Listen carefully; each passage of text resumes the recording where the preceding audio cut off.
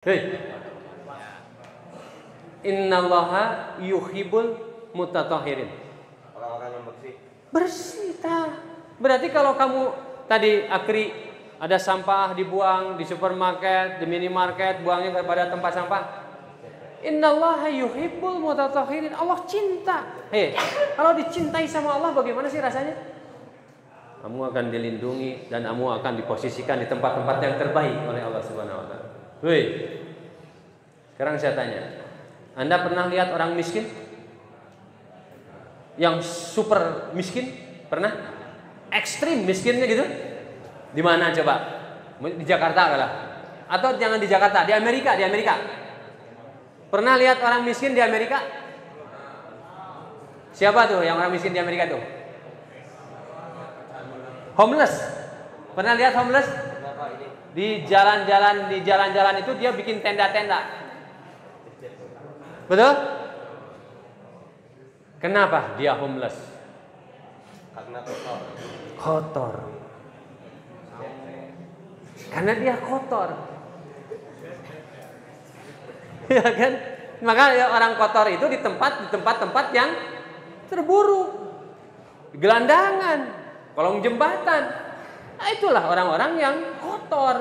Maka lihat orang-orang yang bersih itu di tempat-tempat yang bersih, di masjid tempatnya bersih, di rumah juga di tempat-tempat rumah yang tertata dengan rapi.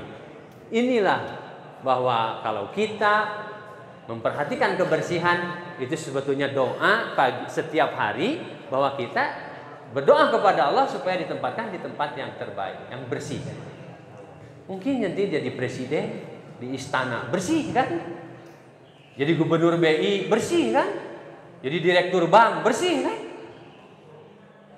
Secara kasat mata memang bersih, tapi kan Pak belum tentu hatinya bersih. Eta mah urusan Allah. Tapi sekarang yang namanya manusia, di sini pun kita harus tetap positif thinking kepada Allah Subhanahu wa taala, bahwa orang-orang terbaik itu ditempatkan di tempat-tempat yang terbersih. Nah, jadi itu adalah contoh bagi kita. Kalau kalian tidak bersih, buang sampahnya sembarangan, itu doa kalian juga bahwa kalian mendoakan kalian ditempatkan di tempat-tempat yang tidak bersih nantinya.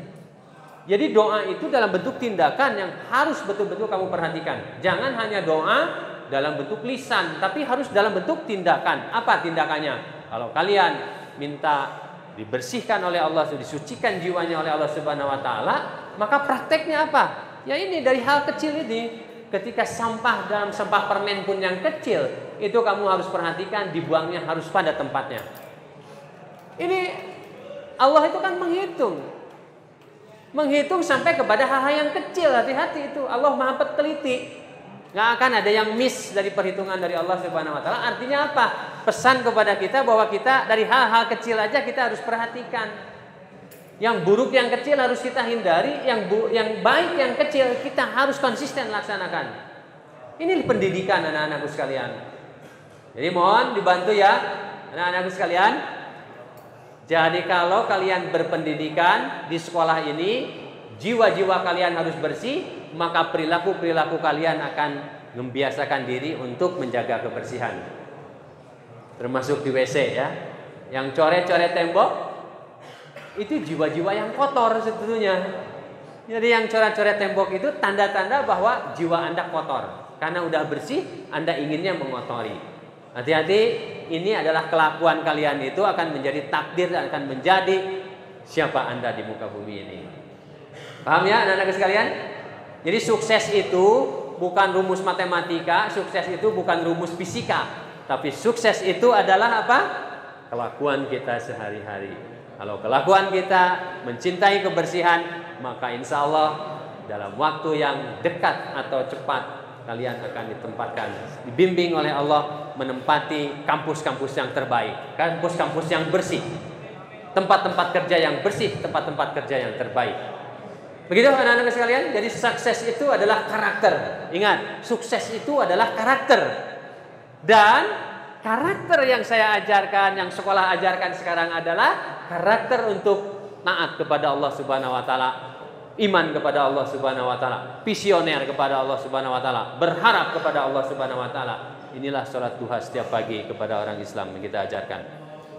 Dan saya selalu ingatkan kepada kalian, perhatikan setelah kamu sholat duha apa yang terjadi pada diri kamu, lingkungan kamu, orang tua kamu, saudara kamu, teman-teman kamu, rezeki kamu, ekonomi kamu, tabungan saham kamu. Perhatikan apa yang terjadi setelah kamu sholat duha.